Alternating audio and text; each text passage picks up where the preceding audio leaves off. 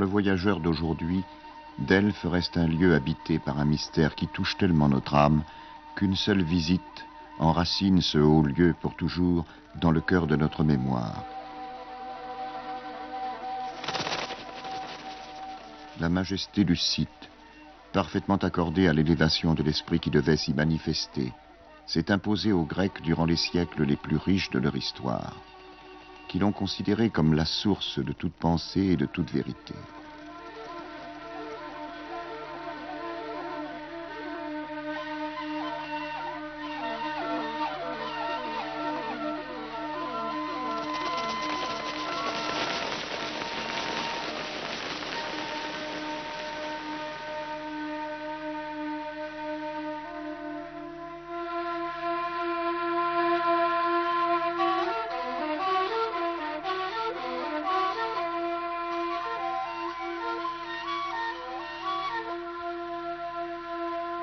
Zeus, le grand maître du panthéon olympien, choisira Delphes comme principale demeure pour ses deux fils préférés, Apollon et Dionysos, deux fils qui représentent deux visages complémentaires.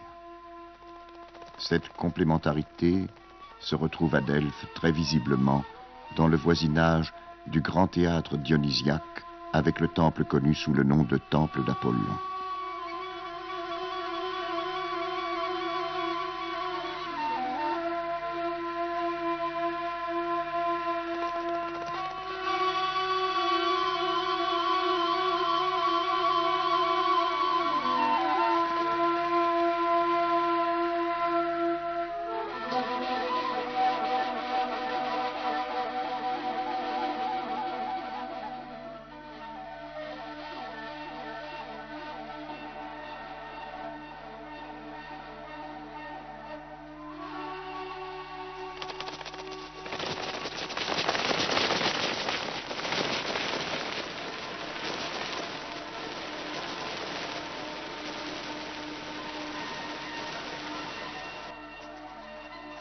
Dans la première carte de la Terre habitée, dressée par Anaximandre de Milet au VIe siècle avant Jésus-Christ, Delphes marquait le centre exact du disque terrestre.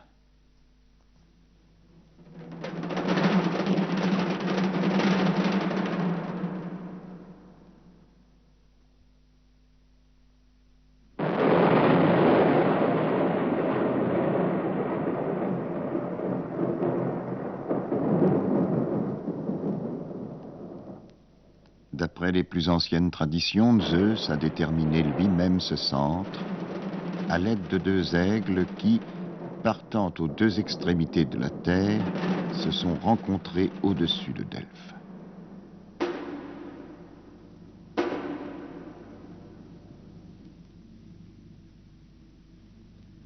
Ce point sera marqué sur le sol par l'omphalos, une pierre conique surmontée de deux aigles d'or.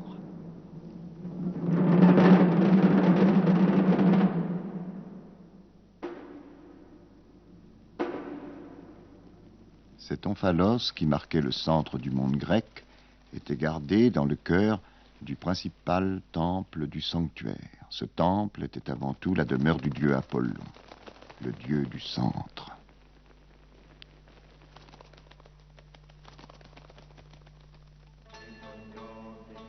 Véritable chef d'orchestre, il va harmoniser la nature, l'homme et surtout la cité. Maître de la mesure de toute chose, il sera le dieu législateur. Par ses lois, il permettra aux cités grecques de se structurer en analogie avec les lois divines du cosmos.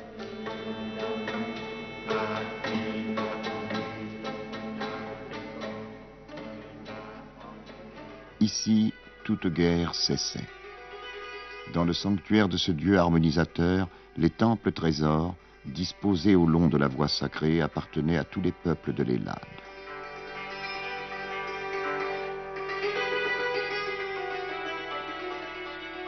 Sur cette voie, les cités grecques cohabitaient dans un espace de paix, un espace métahistorique où les conflits temporels étaient effacés par la mémoire mythique de leur religion commune. L'histoire était soumise au mythe et le présent à l'éternité.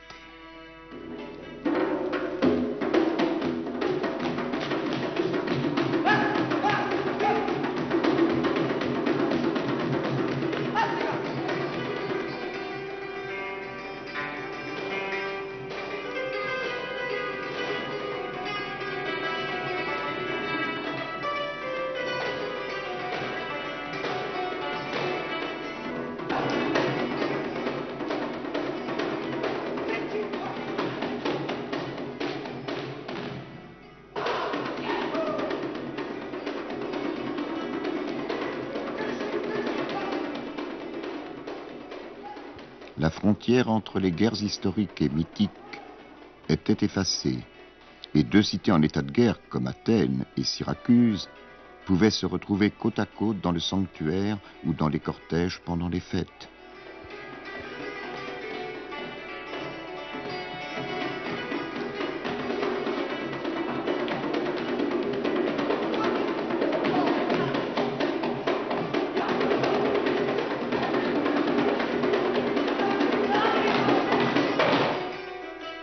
Sous les dalles de cette voie de la mémoire commune, les trésors des époques antérieures étaient déposés comme pour charger ce lieu d'unité.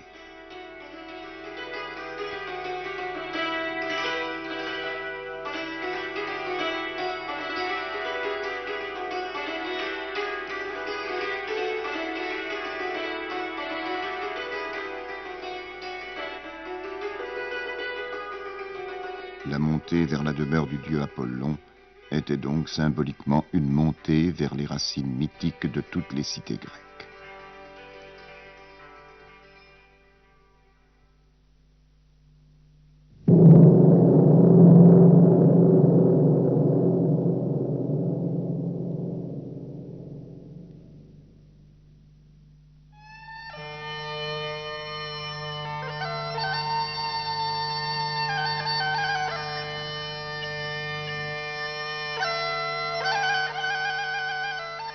L'histoire de Delphes, dit Georges Roux, commence avant l'histoire d'Apollon. En effet, le temple d'Apollon surplombe les vestiges des sanctuaires de l'ancienne religion de la déesse mère.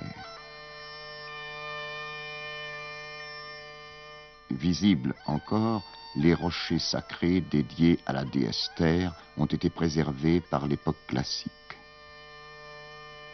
Le rocher de la Sibylle témoignait qu'avant l'arrivée d'Apollon, le sanctuaire avait déjà une fonction oraculaire. La Sibylle parlait ici au nom de la première prophétesse, la Terre, Gaïa Promantis. Ce premier sanctuaire était gardé par le serpent Python, fils de Gaïa, qui habitait une de ces crevasses entourant le rocher.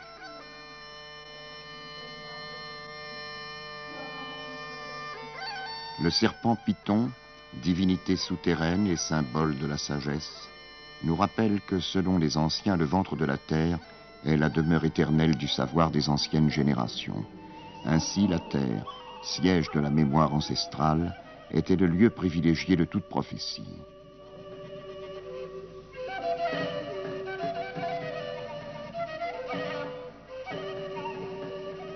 À Nécromantéion, le plus ancien et le plus important sanctuaire oraculaire, cette association est renforcée par le voisinage de l'Achéron, le fleuve qui se dirige vers le soleil couchant et qui transporte vers l'autre monde, vers le royaume d'Hadès, les âmes des défunts. D'après Homère, à Nécromantéion, en regardant dans la direction de l'Achéron, Ulysse a prié jusqu'à l'arrivée de l'âme de Tirésias, qui lui révélera son avenir.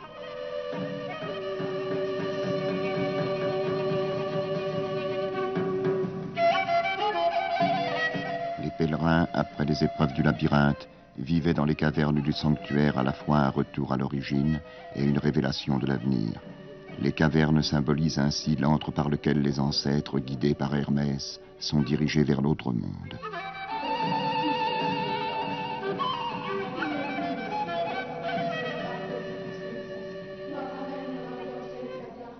C'est parce que le contact des vivants avec les morts était considéré comme très dangereux que les pèlerins devaient préparer leur âme et leur corps par des offrandes et des purifications rituelles avant d'entrer dans le labyrinthe. À Nécromantéion, le labyrinthe incarne une voie de passage entre la vie et la mort, le visible et l'invisible, l'ignorance et la clairvoyance. Cette voie, qui rappelle aussi la symbolique du serpent, va se diriger, comme le fleuve Achéron, à la fois vers le monde des morts et vers le soleil couchant.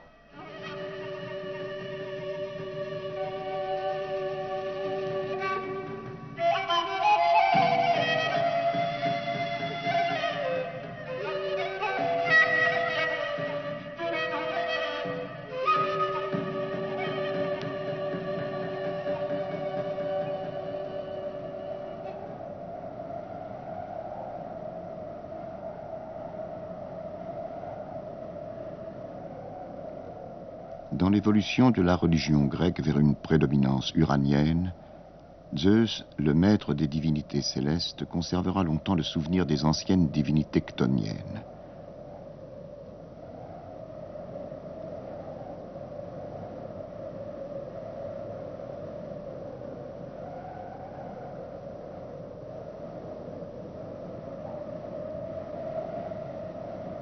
Cette période de transition s'incarne dans le très ancien sanctuaire de Dodone, à côté de Janina, oracle aux formes étranges de consultation.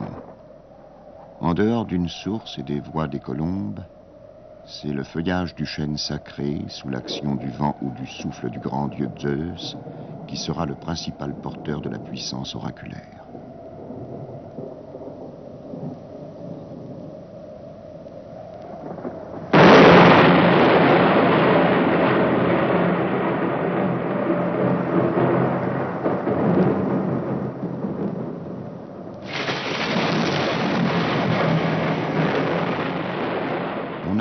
Pluvius, le Zeus qu'on y honorait et qui, d'après la tradition, habitait le chêne oraculaire.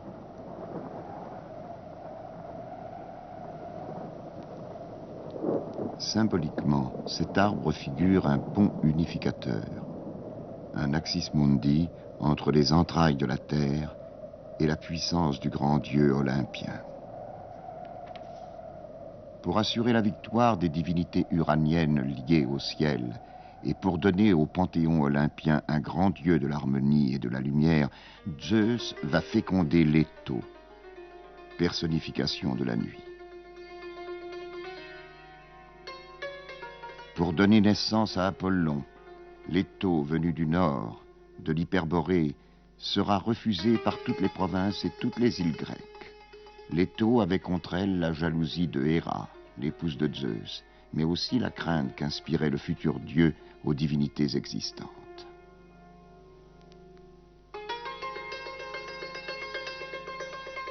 Le dernier espoir de Leto fut l'île de Délos, autrefois une nymphe, Astéria, et d'après un mythe métamorphosé en île flottante. Délos, si tu voulais être la demeure de mon fils, Apollon Phoebos, et l'y laisser fonder un temple prospère. Si tu possèdes le temple de l'archer Apollon, le monde entier se rassemblera ici pour mener des hécatombes à tes autels. Oui, Phoebos aura ici et pour toujours son autel odorant son domaine. Il t'honorera plus que tout au monde. Les lions qui ont protégé Leto pendant la naissance d'Apollon semblent toujours garder le lac sacré et le palmier sur lequel la mère du dieu s'est appuyée pendant ses douleurs de 7 jours et 7 nuits.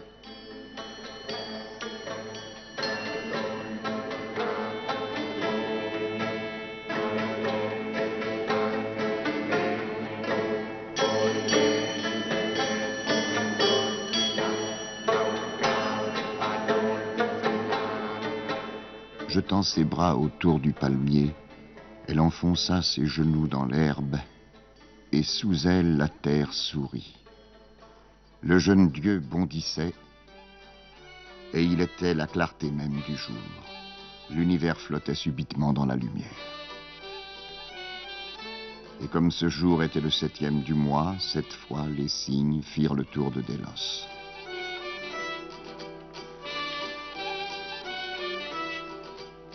Et Leto, soulevant son enfant, cria « Ô grande déesse, ô terre maternelle, terre porteuse de vie et de mort !»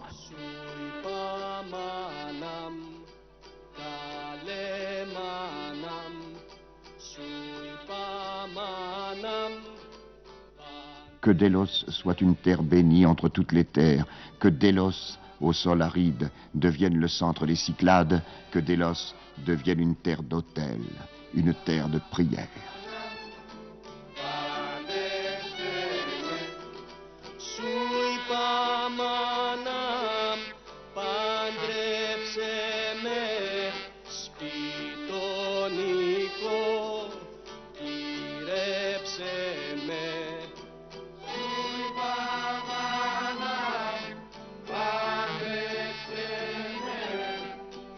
Cette danse traditionnelle, la Géranos, figure les rondes des grues autour de l'île et par sa ressemblance avec le labyrinthe, rappelle les danses de la grande fête athénienne qui était célébrée à Délos pour commémorer le passage de Thésée après sa victoire dans le labyrinthe contre le Minotaure. Cette victoire était analogue à celle du nouveau-né Apollon qui incarne la lumière sortant de la nuit personnifiée par sa mère.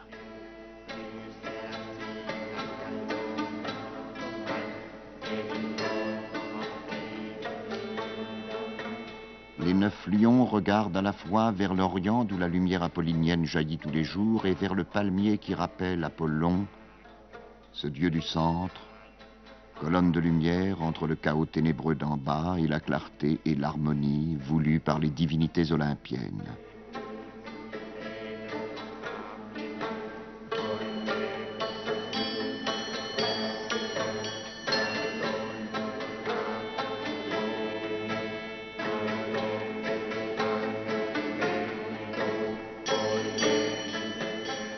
Qu'on me donne ma lyre et mon arc recourbé. Je révélerai ainsi dans mes oracles les desseins infaillibles de Zeus.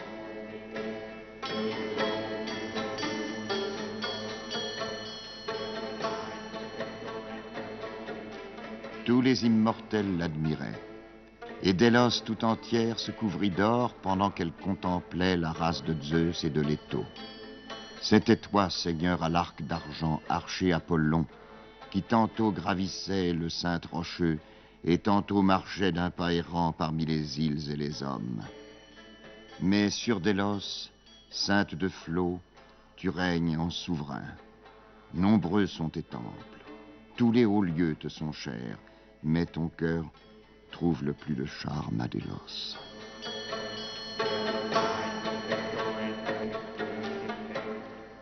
Quelques jours après sa naissance, Apollon grandit miraculeusement. Il est reçu dans l'assemblée des dieux sur l'Olympe, à la droite de son père.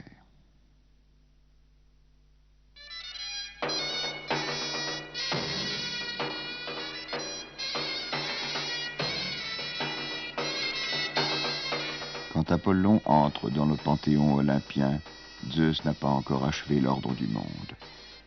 Contre les forces désordonnées de la nature, issues de la déesse mère Gaïa, les géants, les serpents et les monstres, Apollon, le dieu archer, deviendra, à côté de Zeus, le principal combattant.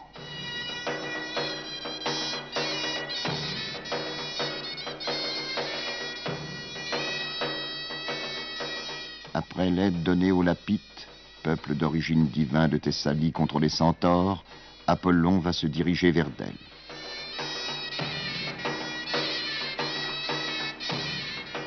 J'ai l'intention de bâtir ici un temple magnifique, oracle pour les hommes, qui sans cesse pour me consulter conduiront à mes autels des parfaites hécatombes. À tous, je veux faire connaître ma volonté infaillible en rendant mes arrêts dans un riche sanctuaire.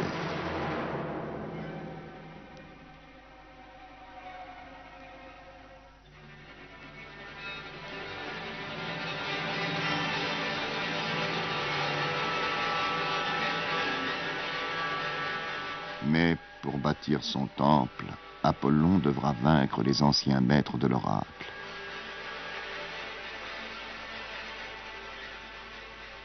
Ce combat mythique entre Apollon et Python, le serpent dragon gardien du sanctuaire, a eu lieu ici même, devant le regard encourageant de sa mère Leto, assise sur le rocher qui porte encore son nom.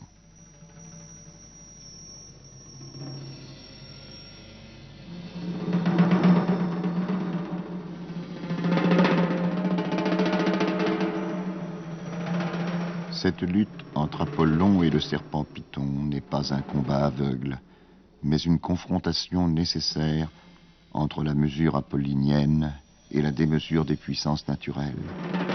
Vaincre Python était, pour Apollon, le seul moyen pour s'assumer les forces telluriques symbolisées par le serpent et réaliser ainsi la complémentarité. Ce combat exemplaire entre les familles uraniennes et chtoniennes affirme une fois de plus la volonté de Zeus, maître des Uraniens, d'ordonner et maîtriser le monde.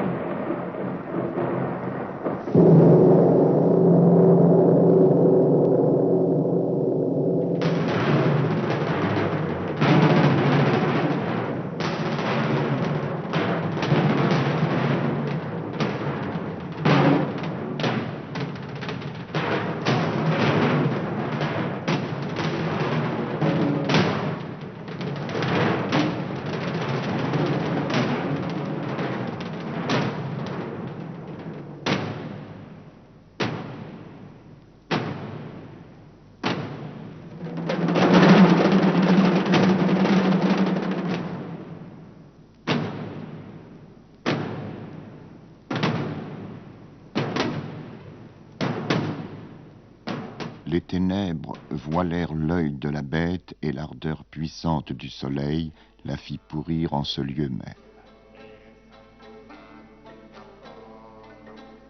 Apollon, le seigneur archer, jaillissait des feux sans nombre, dont l'éclat allait jusqu'au ciel. Passant à travers les trépieds, il pénétra dans son sanctuaire et y alluma la flamme en faisant luire ses traits fulgurants. Apollon lui-même, en mémoire de la mort de Python, va créer des cérémonies et des fêtes célébrées tous les 8 ans. Le septérion semble être une représentation du combat et de l'exil du dieu pour sa purification dans la vallée du Tempe. La Pythia, plus solennelle, se distinguait par la place accordée aux épreuves musicales et artistiques.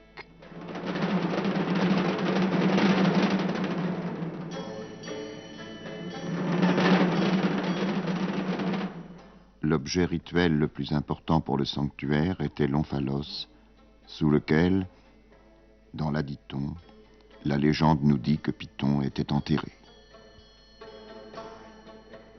Par sa signification symbolique, l'omphalos était à la fois le centre du monde grec, mais surtout le milieu d'une matrice qui réunissait la terre et le ciel, un axis mundi au centre de ce monde, enraciné dans le corps du serpent et aspirant vers le ciel, vers Apollon, la clé de voûte du ciel delphique.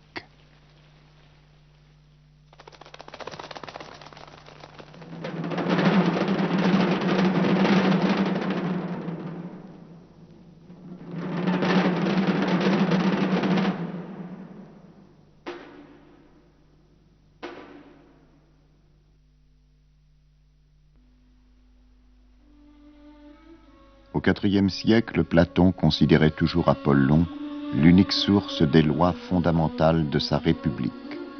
En fondant une cité, nous n'aurons pas recours à d'autres exégètes qu'à celui des ancêtres. En effet, ce Dieu est en ces matières exégète ancestral pour toute l'humanité, lui qui, siégeant au centre de la terre, donne ses interprétations au lieu qui est le nombril de celle-ci.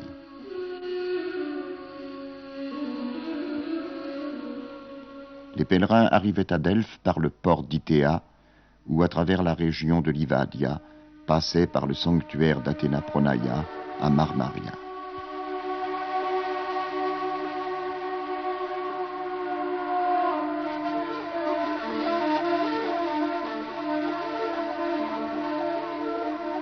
Par sa fonction de gardienne du sanctuaire, Athéna Pronaia rappelle une Athéna mycénienne qui protégeait les palais et les portes des cités. Elle est placée à l'est du sanctuaire comme déesse de l'aurore qui annonce par ses rayons la naissance quotidienne de la lumière apollinienne.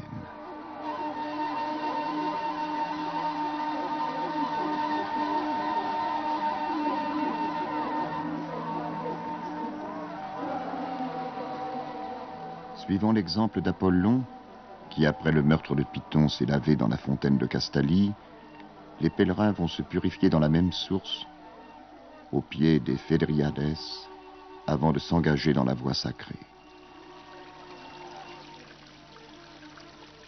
Ce rite prouve par là même une des principales fonctions d'Apollon.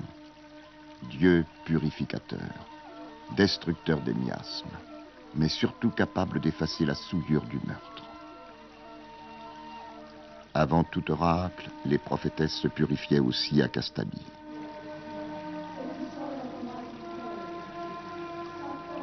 L'oracle avait lieu dans les premiers temps une seule fois dans l'année, le 7 de Bysios, jour de la naissance du dieu, au printemps.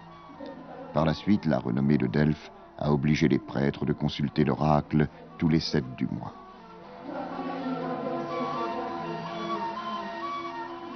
Une fois engagés dans la voie sacrée, les pèlerins retrouvaient dans la paix la conscience d'être grecs, par la présence des trésors des principales villes helléniques, mais surtout par la reconnaissance d'une tradition mythique commune.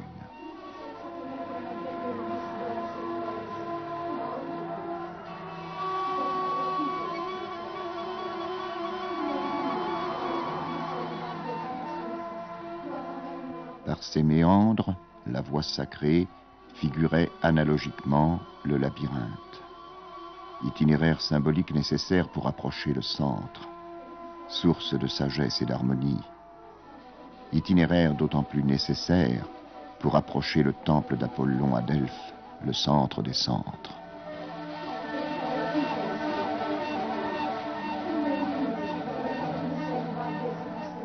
Les pèlerins, comme le dit Georges Roux, reconnaissaient en Apollon Pythien plus qu'un devin, un dieu de la suprême sagesse.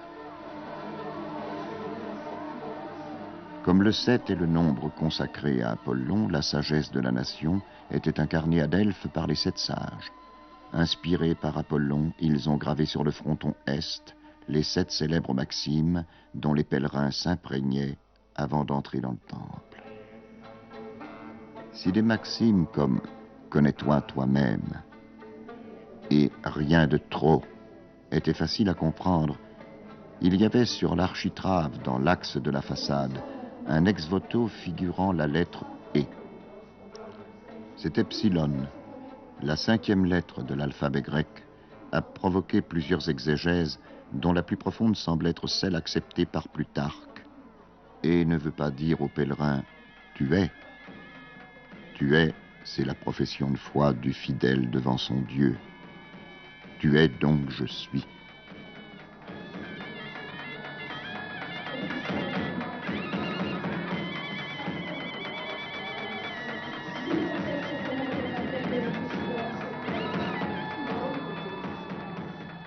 Avant d'être introduit dans le temple, le pèlerin devait sacrifier sur l'autel d'Apollon un animal rituellement pur.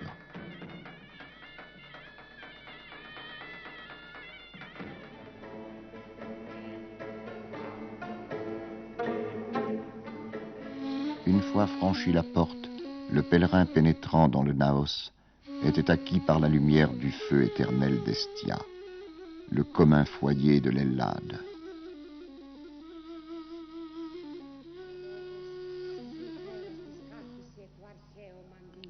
La fosse ouverte au fond du temple était l'ancien Aditon, où la Pythie donnait les oracles.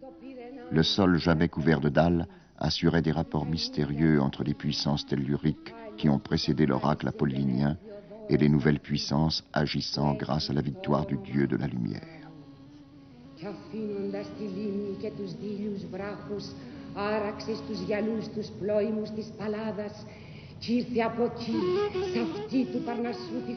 La sagesse apollinienne se manifestait à travers la voix de la Pythie assise sur son trépied à côté de l'omphalos. En état de transe, elle répondait aux questions et les prêtres communiquaient et expliquaient le sens.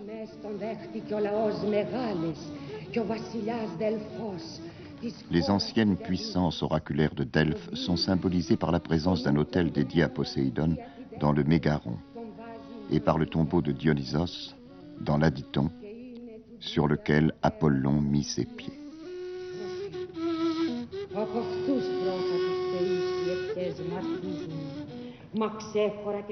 La Pythie prie ainsi dans les Euménides d'Échille.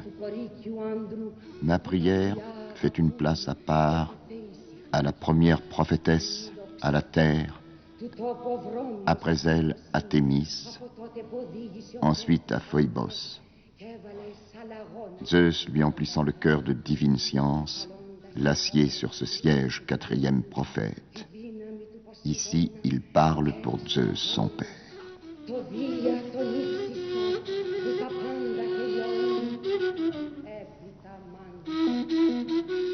Les oracles, qui avaient lieu les 7 de chaque mois, s'interrompaient pendant l'hiver. À l'aide d'un char tiré par des griffons, Apollon partait à la fin de l'automne vers le nord, au pays de Hyperborée, aux confins du monde, aux sources de la nuit, là où le ciel se déploie, comme disait Sophocle. Privé de la lumière et du pouvoir harmonisateur d'Apollon, l'homme grec ne se sentait pas oublié des dieux. Il retrouvait pendant l'hiver les racines profondes de la nature et de son être. Le grand maître de ce ressourcement était Dionysos, qui partageait avec Apollon le temple et qui devenait, l'hiver venu, le grand dieu vénéré à Delphes. Retiré au pays de Hyperborée au nord, au-delà du Danube, Apollon retrouvait à la fois le pays de sa mère et le pays mythique qui ne connaît pas les rigueurs de l'hiver et les ombres de la nuit. De là sont partis depuis la nuit des temps vers le sud, en vagues successives, les tribus grecques avec leurs dieux.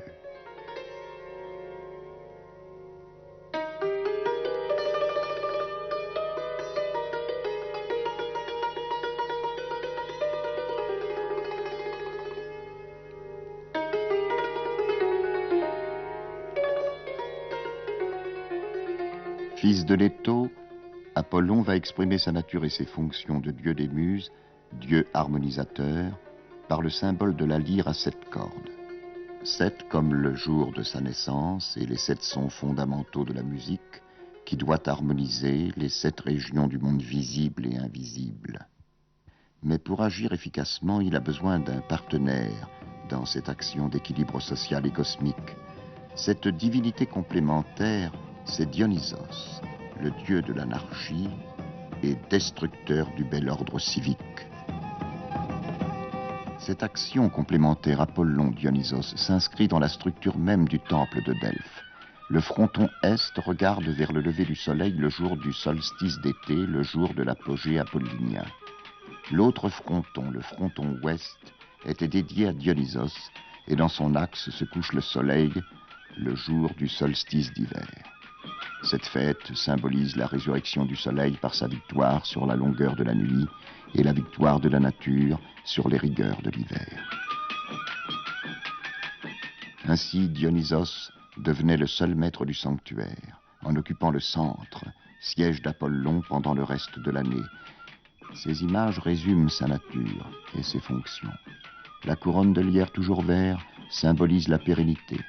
Les vagues qui entourent sa tête et qui se répercutent dans l'ensemble de la mosaïque affirment que Dionysos est au cœur de tout mouvement, végétal, animal ou cosmique. Des femmes en état de transe entourent le dieu surnommé celui qui fait délirer les femmes. Ces ferventes adeptes de la confrérie des Ménades partaient en cortège sur les hauteurs du Parnasse pour éveiller l'esprit de la nature.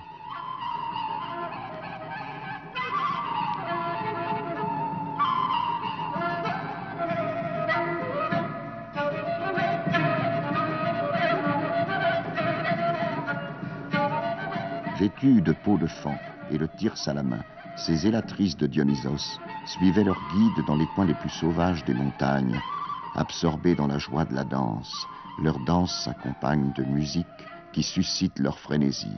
À l'obscurité, à la musique et à la danse s'ajoute la lueur des torches et, sans doute, le vin, cher à Dionysos et à Pan, le meneur du cortège.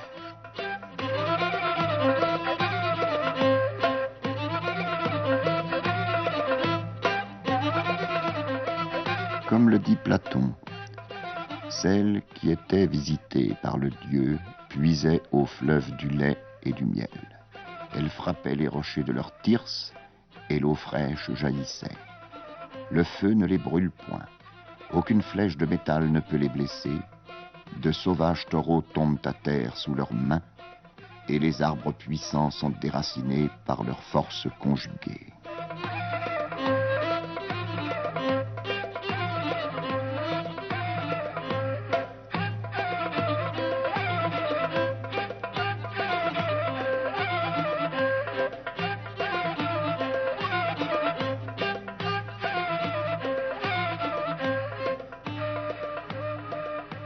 Dionysos Bacchos est l'auteur de la mania que manifeste l'état de transe des Ménades et des fidèles du dieu.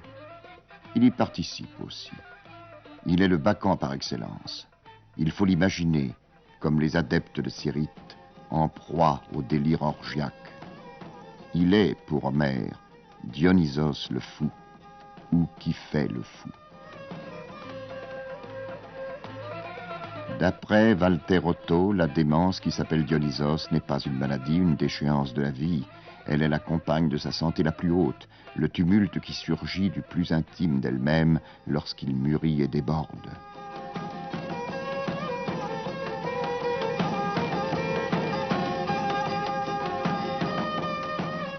L'exaltation profonde par laquelle s'annonce cette transe trouve l'expression dans la musique et dans la danse Anastenaria, une fête populaire qui continue à la Gandas, à côté de Salonique, certains aspects de la tradition dionysiaque dont la danse est une technique pour obtenir l'extase.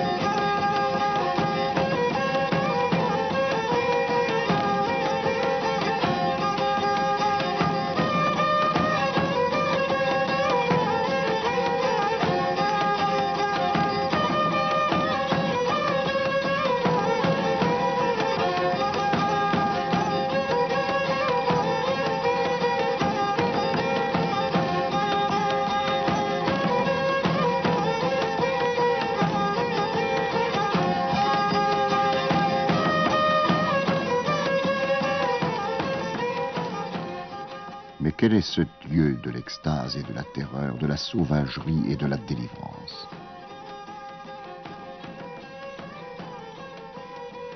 Ce Dieu, appelé aussi Lysios, le Dieu libérateur, est le fils de Zeus et de la fille du roi Cadmos, Sémélé.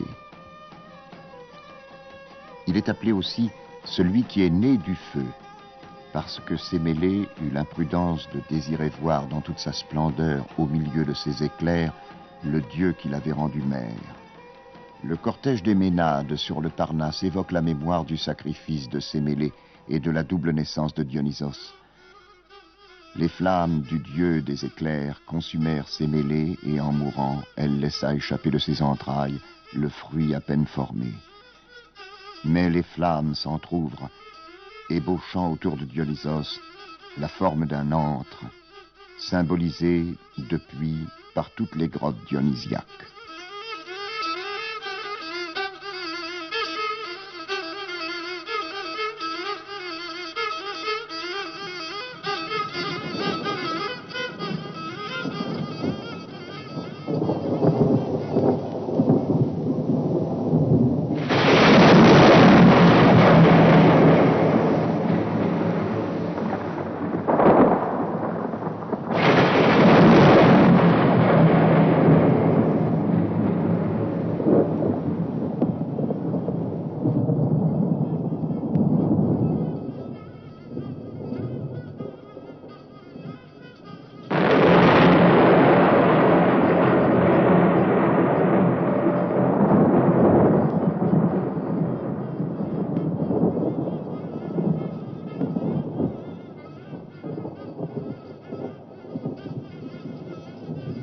Ainsi sauvé, Zeus va le coudre dans sa cuisse, jusqu'au terme de sa deuxième naissance.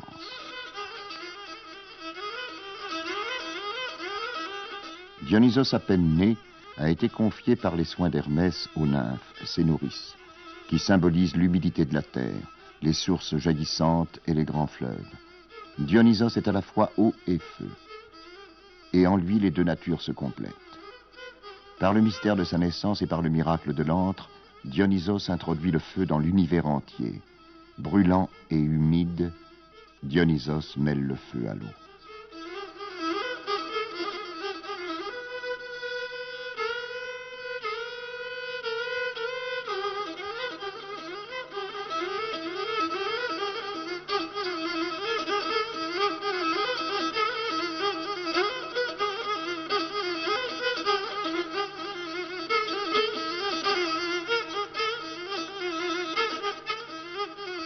On retrouve cette dynamique complémentaire dans certains moments rituels de l'Anasténaria, fête chrétienne du printemps dédiée à Saint Constantin qui a survécu dans quelques villages du nord de la Grèce.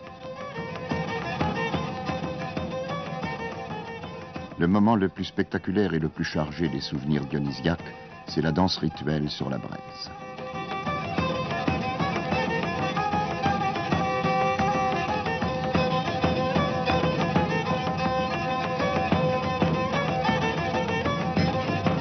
Ce rite, aujourd'hui chrétien, garde le souvenir des danses extatiques des Ménades qui, une fois en transe, devenaient invulnérables au feu.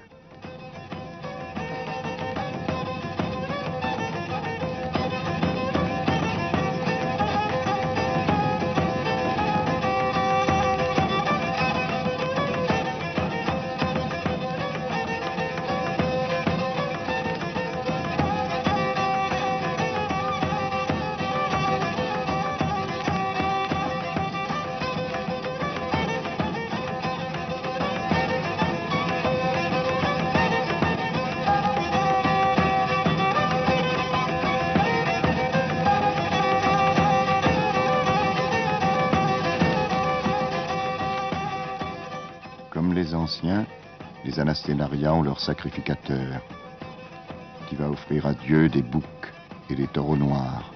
Noirs comme tous les animaux sacrifiés dans l'Antiquité à Dionysos et aux divinités de la terre et du renouveau.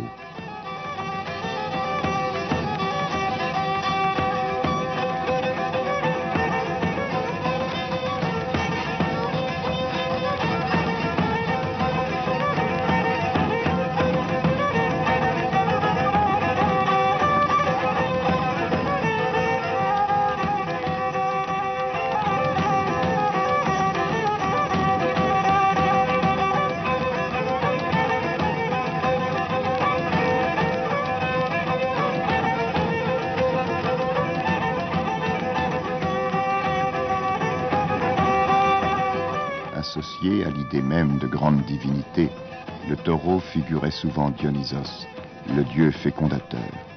Comme le Minotaure par Thésée, le taureau divin était sacrifié. Le dieu était mis à mort pour la rédemption des hommes.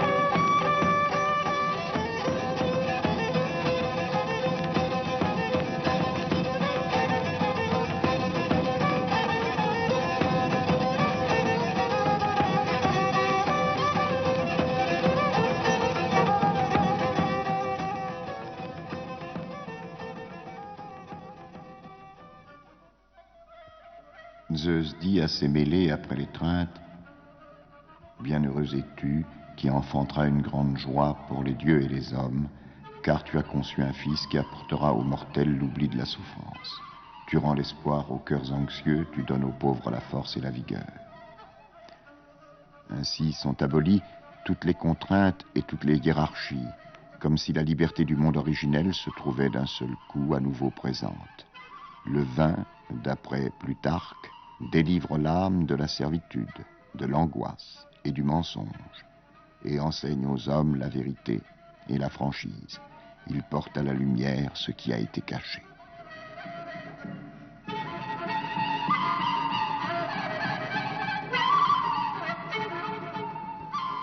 Le vin, sang de la vigne, dans lequel on pensait que le feu s'unissait au principe humide et qui exerçait sur l'âme des effets tour à tour exaltants et terrifiants.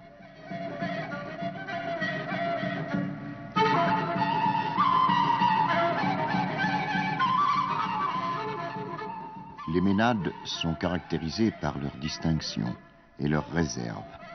Et leur sauvagerie n'a rien à voir avec l'excitation lubrique des compagnons mi-hommes, mi-bêtes qui tourbillonnent autour d'elles. Leur amour est d'une espèce plus haute. L'image de Dionysos qu'elles aiment se tient vivante devant leur âme. Et c'est lui qu'elles voient, bien qu'il soit loin. L'hymne homérique identifie dans la poussée sexuelle l'élément d'unité des trois modes d'existence, animale, humaine et divine. L'acte sexuel peut être un procédé d'identification mystique, au même titre que d'autres moyens provoquant l'extase. On parvient à l'amour divin par l'amour charnel.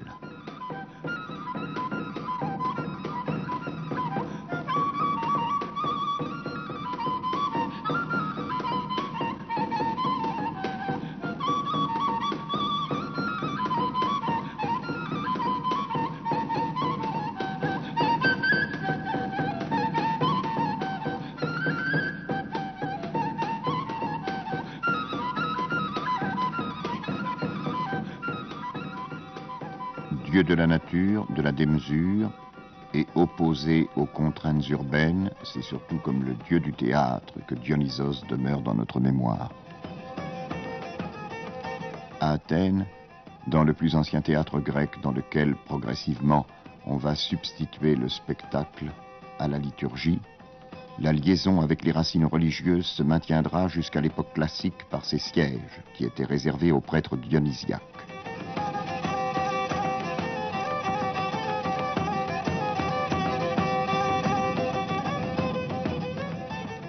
Par une participation totale du corps et de l'esprit, le rituel archaïque permettait le renouvellement périodique de l'énergie humaine.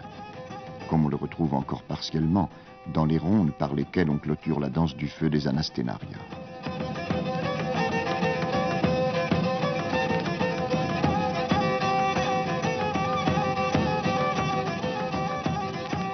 Ces rites ancestraux participaient à une lutte consciente contre l'usure de l'être. Comment ? Par un ensemble de cérémonies dédiées à Dionysos, qui permettaient aux participants de redécouvrir les racines de l'être.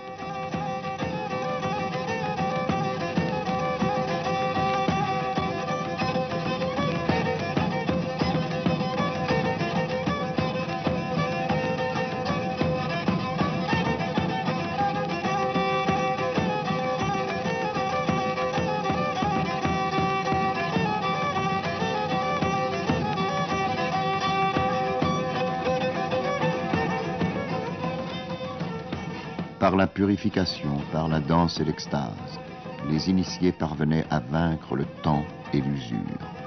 Ils retrouvaient l'intégralité de l'être originel.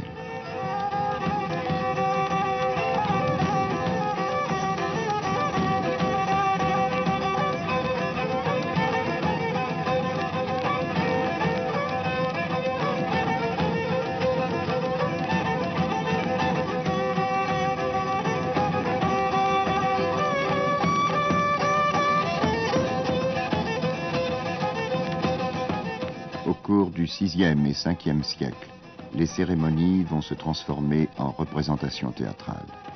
L'ancien espace liturgique devient un théâtre et les rites se transforment progressivement en spectacle.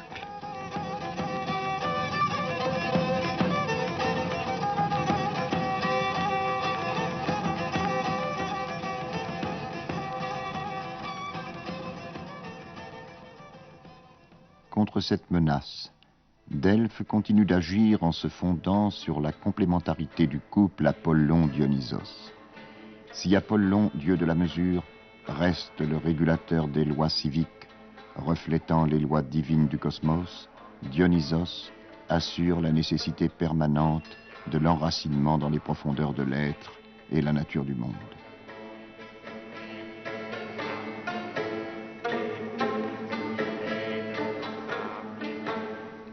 Apollon revenait au premier jour de printemps, dans une gloire d'épiphanie.